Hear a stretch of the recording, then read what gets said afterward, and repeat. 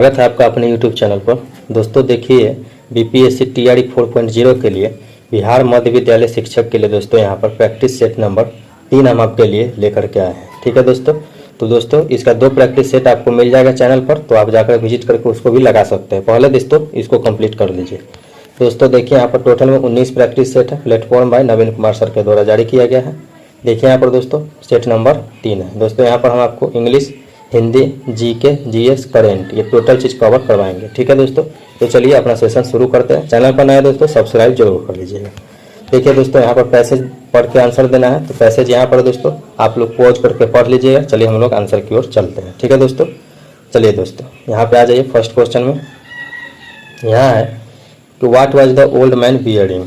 तो दोस्तों इसका राइट आंसर हो जाएगा steel remade spectacles and very dusty cloth. ठीक है, आगे आ जाएंगे दोस्तों यहाँ पर। तो देखिए यहाँ पर है दोस्तों, यहाँ आ जाइएगा दोस्तों। तो देखिए mention the those which crossed the bridge beside human being. दोस्तों इसका राइट आंसर हो जाएगा कार्ट्स एंड ट्रक्स। ठीक है, नेक्स्ट क्वेश्चन पे आ जाइए दोस्तों। 3 नंबर क्वेश्चन पे देखिए दोस्तों, who we are helping the push the mule drawn carts. तो दोस्तों सोल्जर्स। ठीक है, इसका राइट आंसर हो जाएगा। नेक्स्ट क्वेश्चन पे आइएगा दोस्तों, तो what was the state of the road where the peasant was walking. तो दोस्तों इसका राइट आंसर हो जाएगा डस्टी एंड ड्राई। ठीक है, नेक्स्ट में आ जाइए, what was the old man doing while other were crossing the bridge. तो दोस्तों sitting by the side of the road. ठीक है, नेक्स्ट क्वेश्चन पे आ जाइए दोस्तों, fill in the blanks the money was divided as my 4 sons. तो किस प्रकार से दोस्तों एमॉन्ग माई 4 सन्स। ठीक है, नेक्स्ट क्वेश्चन पे आ जाइए दोस्तों यहाँ पर।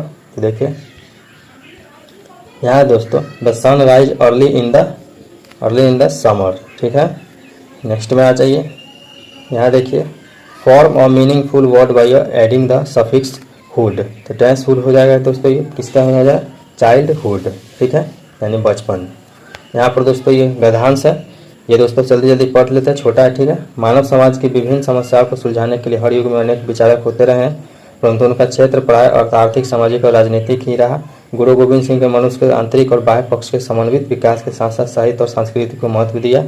गुरु गोविंद सिंह के रूप में हमें भक्ति, शक्ति और सरस्वती के पवित्र संगम का साक्षात्कार हुआ।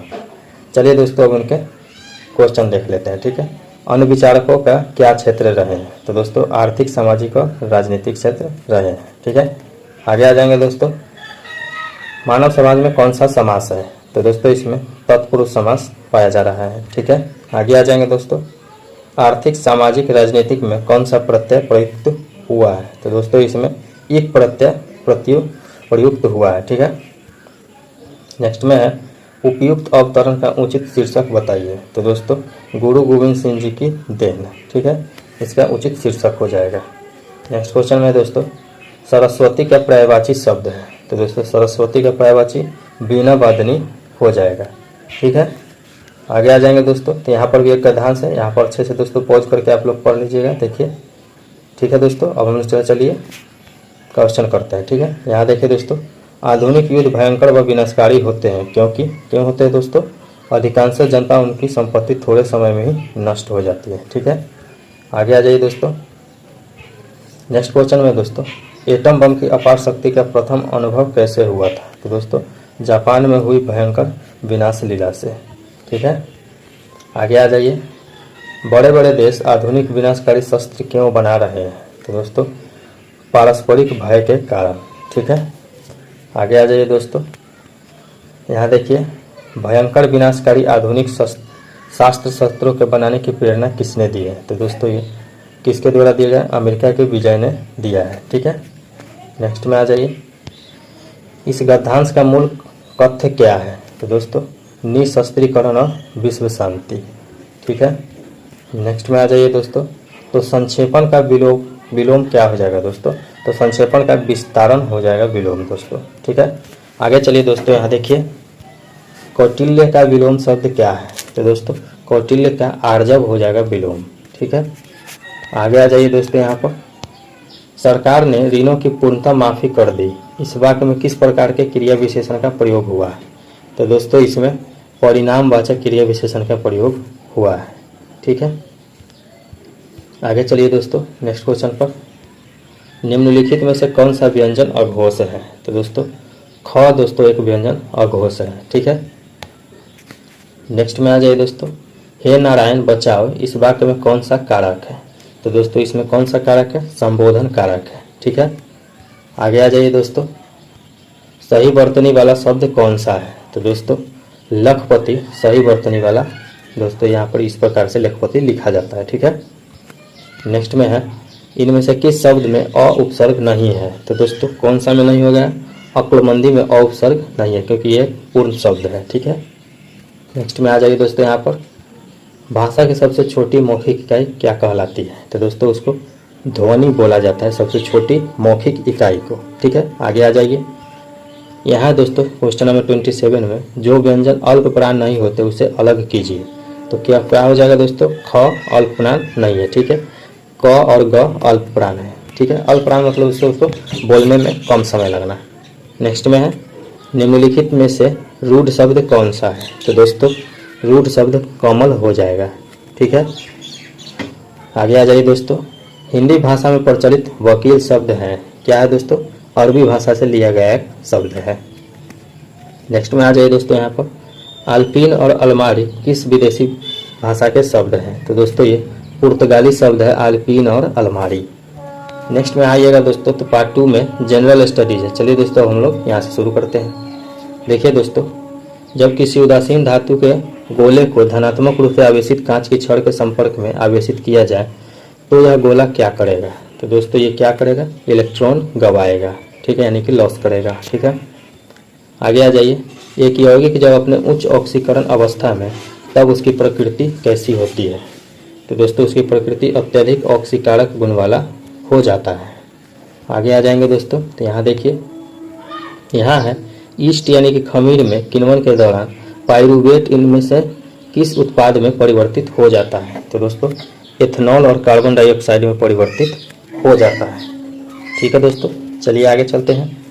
नेक्स्ट क्वेश्चन में है, वायुमंडलीय अपवर्तन के कारण क्षितिज के निकट देखे जाने वाले किसी तारे की आभासी स्थिति उसकी वास्तविक स्थिति में से किस प्रकार और यह आभासी स्थिति की प्रकृति कैसी होगी जिसके परिणाम स्वरूप तारे टिमटिमाते हैं? तो दोस्तों ऊंची बदलती रहती है, ठीक है दोस्तों। राइट आंसर हो जाएगा बी सी।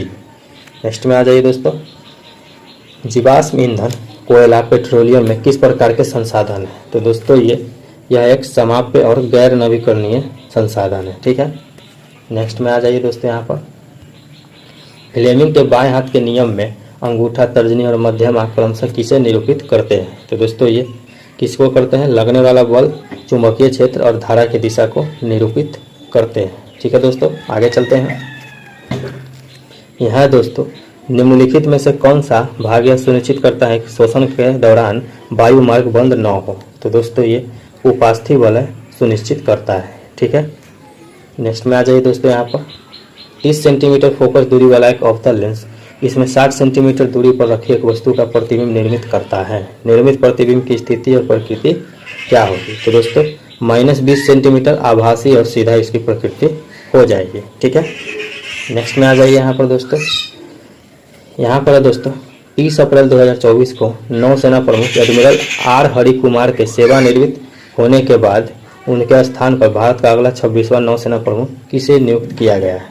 तो दोस्तों एडमिरल दिनेश कुमार त्रिपाठी को नियुक्त किया गया है, ठीक है।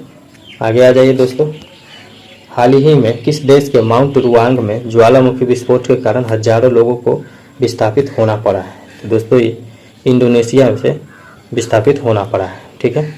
आगे आ जाइए दोस्तों, इधर यहाँ है दोस्तों, किस सिख गुरु के 4 पुत्रों की शहादत की याद में हर साल 26 दिसंबर को वीर बाल दिवस मनाया जाता है? तो दोस्तों गुरु गोविंद सिंह जी के दोस्तों 4 पुत्रों के शहादत की याद में, ठीक है। आगे आ जाइए, यहाँ है दोस्तों, भारत जीपीटी कार्यक्रम को किस सहयोग से लॉन्च किया जा रहा है? तो दोस्तों ये रिलायंस जी और आईआईटी मुंबई के सहयोग से जारी किया जा रहा है, ठीक है। नेक्स्ट में आ जाइए दोस्तों, यहाँ पर फेम इंडिया योजना के संचालन के लिए कौन सा भारतीय मंत्रालय जिम्मेदार है? तो दोस्तों यहाँ पर उपयुक्त में से कोई नहीं हो जाएगा, ठीक है। नेक्स्ट में आ जाइए दोस्तों, यहाँ पर यहाँ है भारत की पहली हिमालय यान सफारी हाल ही में किस राज्य में शुरू किया गया है? तो दोस्तों ये उत्तराखंड राज्य में शुरू किया गया हिमालयन सफारी। नेक्स्ट में आ जाइए दोस्तों, हाल ही में सुपेस पोर्टल को किसके द्वारा लॉन्च किया गया है? तो दोस्तों ये सर्वोच्च न्यायालय के द्वारा यानी कि सुप्रीम कोर्ट के द्वारा लॉन्च किया गया है। नेक्स्ट में है, वर्ष 2024 में धरती का सबसे उच्चतम तापमान 82.2 डिग्री कहाँ दर्ज हुआ है? तो दोस्तों ये ईरान में दर्ज किया गया है। ठीक है, नेक्स्ट में आ जाइए दोस्तों, निम्नलिखित में से कौन सा कांग्रेसी नेता भारतीय राष्ट्रीय कांग्रेस के किसी अधिवेशन का सभापति नहीं था? तो दोस्तों बाल गंगाधर तिलक किसी भी अधिवेशन का सभापति नहीं था। ठीक है, यहाँ जाइए दोस्तों, भारत में शासन करने वाले के दिए गए शासकों का कालानुक्रम में सही क्रम क्या हो जाएगा?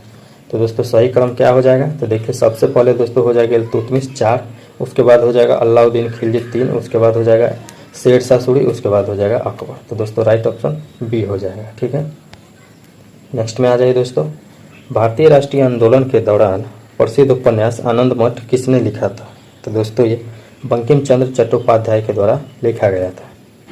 नेक्स्ट में आ जाइए, अकबर द्वारा निर्मित पंचमहल डैश में स्थित है? तो दोस्तों ये फतेहपुर सीकरी में स्थित है। नेक्स्ट में आ जाइए दोस्तों, यहाँ देखिए दोस्तों, भगत सिंह और बटुकेश्वर दत्त ने दिल्ली के केंद्रीय विधानसभा में स्मोक बम फेंके, ये किसका विरोध कर रहे थे? दोस्तों ये ट्रेड डिस्प्यूट बिल एवं पब्लिक सेफ्टी बिल का विरोध कर रहे थे। नेक्स्ट में आ जाइए, भारतीय इतिहास में सन 1756 में घटित हुई काल कोठरी की घटना कहाँ हुई थी? तो दोस्तों ये कलकत्ता में हुआ था। नेक्स्ट में आ जाइए, साइमन कमीशन में कितने भारतीय सदस्य थे? तो दोस्तों एक भी भारतीय सदस्य नहीं थे। नेक्स्ट में आ जाइए, उस व्यक्ति का नाम बताएं जिसने 1917 में महात्मा गांधी को चंपारण लाने में अहम भूमिका निभाई थी? तो दोस्तों राजकुमार शुक्ल ने अहम भूमिका निभाई थी। नेक्स्ट में है, निम्नलिखित में से कौन सा युग्म सुमेलित नहीं है? तो दोस्तों एंथ्रासाइट निम्न श्रेणी का कोयला है। दोस्तों ये गलत है क्योंकि यह उच्च श्रेणी का कोयला होता है।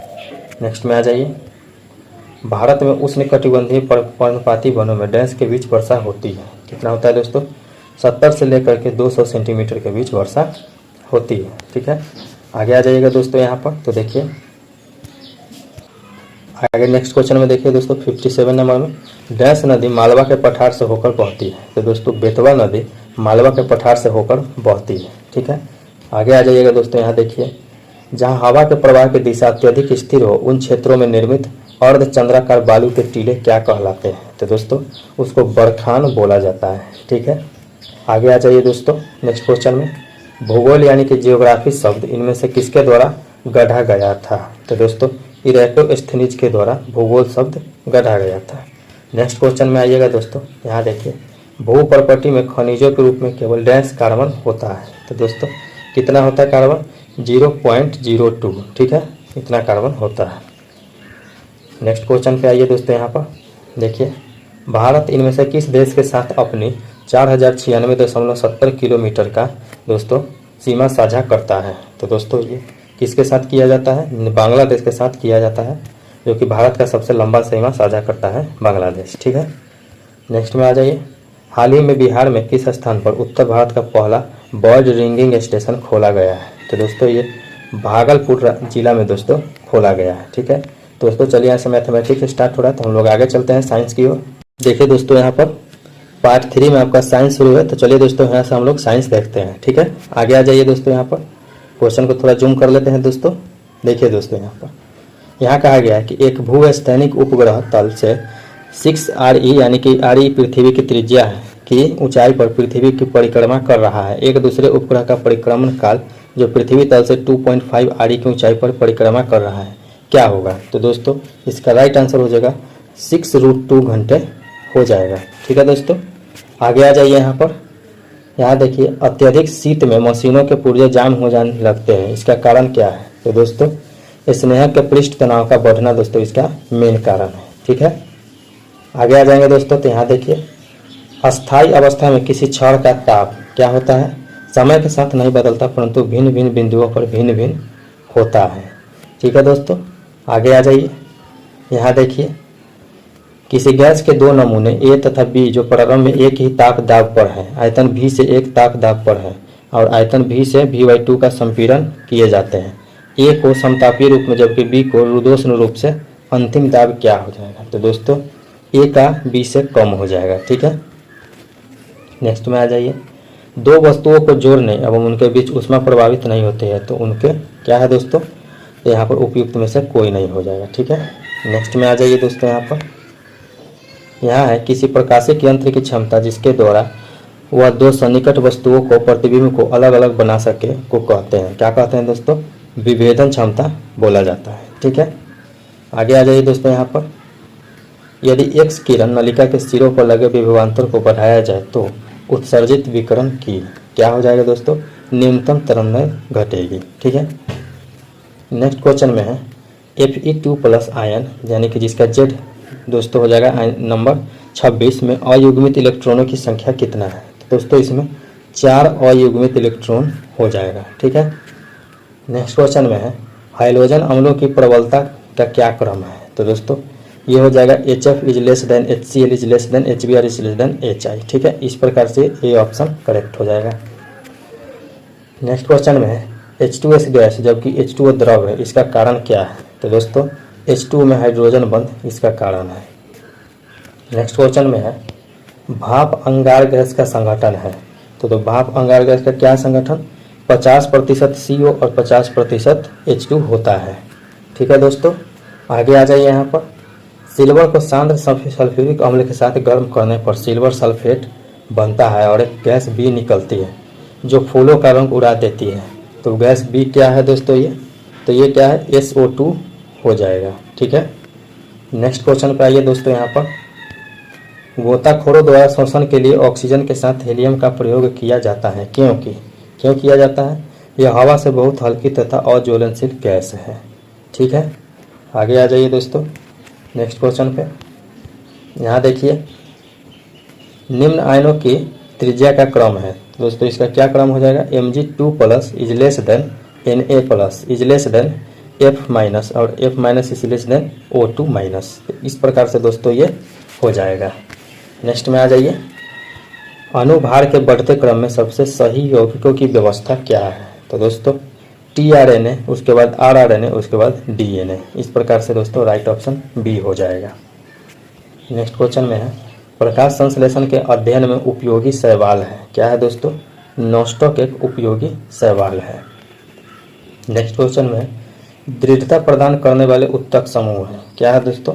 स्थूल कोण उत्तक, दृढ़ उत्तक, दारू तथा जाइलम। ठीक है, नेक्स्ट क्वेश्चन पे आ जाइए। यहाँ है निम्न में से कौन सा जोड़ा गलत है? तो दोस्तों अंजीर सोरोसिस, ये दोस्तों जोड़ा गलत है, तो राइट ऑप्शन सी हो जाएगा। नेक्स्ट क्वेश्चन में है एटीपी से ऊर्जा प्राप्त प्रयुक्त होती है। तो दोस्तों कहाँ होती है? ए तथा बी दोनों क्रिया में यानी कि प्रारंभिक कोशिकाओं से खनिजों के अंतरकोशिकीय स्थानों में और मृदा से खनिजों के मूल रूप में जाने में। ठीक है, नेक्स्ट में आ जाइए दोस्तों। यहाँ पर ग्रीन हाउस गैस प्रभाव ने निम्न गैसों में प्रत्यक्ष योगदान का बढ़ावा हुआ, सही क्रम क्या है? तो दोस्तों इसका ओजोन, मीथेन, उसके बाद कार्बन डाइऑक्साइड, उसके बाद जल वाष्प। तो राइट ऑप्शन ए हो जाएगा। नेक्स्ट में है दोस्तों यहाँ पर दाची ग्राम राष्ट्रीय उद्यान निम्नलिखित में से किससे संबंधित है? तो दोस्तों ये हंगुल कश्मीर स्टैग से संबंधित है। नेक्स्ट में आइए दोस्तों। यहाँ पर निम्नलिखित में से कौन सा एक वन्य प्राणियों के विलुप्तीकरण का प्रमुख कारण नहीं है? तो दोस्तों जनसंख्या की तीव्र वृद्धि इसका कारण नहीं है। ठीक है, आगे आ जाइए दोस्तों। यहाँ पर तो देखिए निम्न में से कौन सा पौधा सर्पगंधा कहलाता है? तो दोस्तों ये रोबोफिलिया दोस्तों सर्पगंधा कहलाता है। ठीक है, आगे आ जाइए। मूल रोम अधिक विकसित होते हैं किसका? दोस्तों साकों का। नेक्स्ट में आइए दोस्तों। यहाँ पर तो देखिए ट्रिप्सिन बदलता है, क्या बदलता है दोस्तों? प्रोटीन को पेप्टॉन्स में। ठीक है, नेक्स्ट क्वेश्चन में आइए दोस्तों। यहाँ पर तो देखिए प्रकाश के विवर्तन के लिए आवश्यक शर्त क्या है? तो दोस्तों एपर्चर का आकार प्रकाश की तरंग दैर्घ्य के बराबर होना चाहिए। तो राइट ऑप्शन सी हो जाएगा। नेक्स्ट में आइए दोस्तों बंद पथ बनाने वाली चुंबकीय रेखाओं का क्या नाम है? दोस्तों ये चुंबकीय प्रेरण रेखाएं बोली जाती है। ठीक है, नेक्स्ट में आ जाइए निम्नलिखित में से असत्य कथन कौन सा है? तो दोस्तों बेल वातावरणीय दबाव मापने की इकाई है, यह असत्य कथन है। नेक्स्ट में आ जाइए दोस्तों, निम्नलिखित में से किस चर का SHM चरम स्थिति पर शून्य माना जाता है। तो दोस्तों शून्य मान किसका होगा, तो ये वेग का हो जाएगा। नेक्स्ट में दोस्तों, यदि किसी वस्तु का अनंत पर है तो प्रतिबिंब कहाँ और कैसे बनेगा। तो दोस्तों ये F पर यानी कि फोकस पर बनेगा, बिंदु के आकार का बनेगा और वास्तविक और उल्टा होगा। ऑप्शन बी करेक्ट हो जाएगा। नेक्स्ट क्वेश्चन में है दोस्तों यहाँ पर, निम्नलिखित में से किस गुण का उपयोग किसी सिस्टम की स्थिति का वर्णन करने के लिए किया जाता है। तो दोस्तों इसका उपयुक्त में से एक से अधिक का दोस्तों किया जाता है। ठीक है, नेक्स्ट में आ जाइए, यहाँ है दोस्तों, संक्षारण में क्षय के परिणाम स्वरूप धातुएं निम्न में से किसमें परिवर्तित नहीं होती है। तो दोस्तों उपयुक्त में से एक से अधिक किसमें नहीं हुई है परिवर्तित। ठीक है, तो डी ऑप्शन करेक्ट हो जाएगा। नेक्स्ट में आ जाइए, अर्हेनियस के अनुसार HCl क्या है। तो दोस्तों HCl एक एसिड है अर्हेनियस के अनुसार। ठीक है, नेक्स्ट में आ जाइए, परम शून्य क्या है। तो दोस्तों उपयुक्त में से एक से अधिक हो जाएगा। ठीक है, नेक्स्ट क्वेश्चन पे आ जाइए दोस्तों यहाँ पर, तो देखिए, अल्फा कण प्रकीर्णन अभाव के संबंध में निम्न से कौन सा कथन सत्य है। तो दोस्तों अल्फा कण अधिकतर सोने की पन्नी के माध्यम से शून्य विक्षेपण के साथ चलते हैं। दोस्तों ये गलत है, छोटा सा अंश विक्षेपित होता है, ये भी सही है। 20,000 से अधिक 180 डिग्री पर चला जाता है, तो ये भी सही है। तो दोस्तों ये बी और सी सही है, तो ऑप्शन डी करेक्ट हो जाएगा। नेक्स्ट में आ जाइए दोस्तों यहाँ पर, देखिए यहाँ है दोस्तों, सेंट्रियोल किस प्रोटीन से बना है। तो दोस्तों ये ट्यूबुलिन प्रोटीन से सेंट्रियोल बना होता है। नेक्स्ट में आइए दोस्तों यहाँ पर, निम्नलिखित में से कौन सा हार्मोन स्तन ग्रंथियों के विकास को नियंत्रित करता है। तो दोस्तों प्रोलैक्टिन दोस्तों इसको नियंत्रित करता है। ठीक है दोस्तों, आगे आ जाइए, यहाँ देखिए दोस्तों, सबसे दुर्लभ रक्त समूह कौन सा है। तो दोस्तों AB नेगेटिव सबसे दुर्लभ रक्त समूह है। ठीक है, नेक्स्ट क्वेश्चन में दोस्तों यहाँ पर, कोलेस्टिस्टोकिनिन किसको उत्तेजित करता है। तो दोस्तों ये उपयुक्त में से किसी को भी उत्तेजित नहीं करता है। आगे आ जाइए, नेक्स्ट में है, लिनियस ने जीवों को कितने प्रक्रमों में विभाजित किया था। तो दोस्तों प्लांटे और एनिमेलिया में विभाजित किया था। तो दोस्तों ये था BPSC TRE 4.0 के लिए माध्यमिक टीचर का प्रैक्टिस सेट था। ये दोस्तों आपका सेट कंप्लीट हो चुका है। ठीक है, तो दोस्तों और भी सेट आपको चैनल पर मिल जाएगा, विजिट करके लगा सकते हैं, और भी बहुत सारे प्रैक्टिस सेट आपको चैनल पर मिल जाएगा। तो दोस्तों इसी के साथ विदा लेता हूँ, तब तक लाइक शेयर सब्सक्राइब जरूर कर दीजिएगा। मिलते हैं नेक्स्ट वीडियो में।